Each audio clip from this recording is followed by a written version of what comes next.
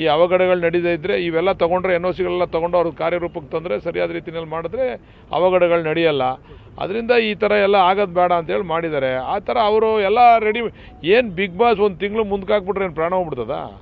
Big boss ಅಲ್ಲ sir, Jollywood management. Jollywood ಹೇಳ್ತಾ ಇರೋದು ಅವರು ಮೇಯ್ನ್ ಬೇಕಾಗಿರೋದು ಬಿಗ್ ಬಾಸ್ ಕಾರ್ಯಕ್ರಮ ನಡಿಬೇಕು ಅಂತಕ್ಕಂಥದ್ದು ಅವ್ರ ಉದ್ದೇಶ. ಒಂದು ತಿಂಗಳು ಮುಂದಕ್ಕೆ ಹಾಕ್ಬಿಟ್ರೆ ಒಂದು ತಿಂಗಳಾದ್ಮೇಲೆ ಪಾಪ ಎಲ್ಲ ಹೆಣ್ಮಕ್ಳು ಕೂತ್ಕೊಂಡು ನೋಡ್ತಾರೆ ಬಿಗ್ ಬಾಸ್ನ, ಏನು ತೊಂದರೆ ಇಲ್ಲ. ಅದರಿಂದ ಸರಿಯಾದ ರೀತಿಯಲ್ಲಿ ಎಲ್ಲ ಎನ್ ಒ ಸಿಗಳು ತಗೊಂಡು ಸೂಕ್ತವಾದಂಥ ವ್ಯವಸ್ಥೆ ಮಾಡ್ಕೊಂಡು ಮಾಡಲಿ ಅಂತಕ್ಕಂಥದ್ದು ನಾನು ಒಬ್ಬ ಈ ಕ್ಷೇತ್ರದ ಶಾಸಕನಾಗಿ ನನ್ನ ಅಭಿಪ್ರಾಯ.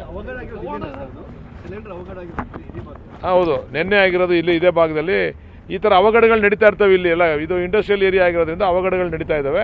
ಇದಕ್ಕೆ ಅವಕಾಶ ಮಾಡಿಕೊಡೋದು ಬೇಡ ಅಂತ ಜಿಲ್ಲಾಧಿಕಾರಿಗಳು ತೆಗೆದುಕೊಂಡಿರ್ತಕ್ಕಂಥ ತೀರ್ಮಾನ ಅಂತ ನನಗೆ ಬಂದಿರತಕ್ಕಂಥ ಮಾಹಿತಿ.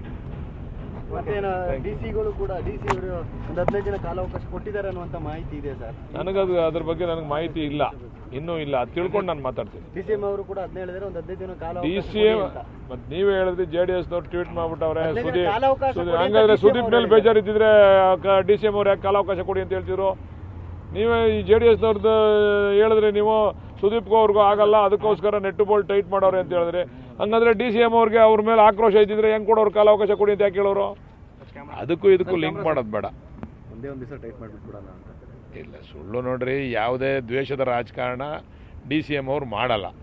ಅವರ ದ್ವೇಷ ಕ್ಷಣಿಕವಾಗಿರ್ತಕ್ಕಂಥ ದ್ವೇಷ ಅಂತಕ್ಕಂಥದ್ರ ಬದಲು ಏನಾರ ಕೋಪ ಬಂದಾಗ ಕ್ಷಣಿಕವಾಗಿ ಅವ್ರು ರಿಯಾಕ್ಟ್ ಮಾಡ್ತಾರೆ ವಿನೋ ಯಾರ ಮೇಲೂ ಕೂಡ ಅವರು ಪರ್ಮನೆಂಟ್ ದ್ವೇಷ ಆಗಲಿ ಬೇರೆಯವ್ರ ಮೇಲೆ ಹಾಗೆ ಸಾಧಿಸ್ತಕ್ಕಂಥ ಪ್ರವೃತ್ತಿಯನ್ನು ಅವ್ರು ಇಟ್ಕೊಂಡಿಲ್ಲ. ಆದರೂ ಜಿಲ್ಲಾಡಳಿತದ ವೈಫಲ್ಯ ಅಂತ ಕಾಣಿಸ್ತಿದೆ ಸರ್. ಇರ್ಬೋದು, ಅದ್ರ ಬಗ್ಗೆ ನೀವು ಅದನ್ನು ಅವ್ರನ್ನ ಪ್ರಶ್ನೆ ಮಾಡಿ. ಯಾರು ಜಿಲ್ಲಾಡಳಿತ ನಡೆಸ್ತಾವ್ರೋ ಅವ್ರನ್ನ ಪ್ರಶ್ನೆ ಮಾಡಿ. Thank you.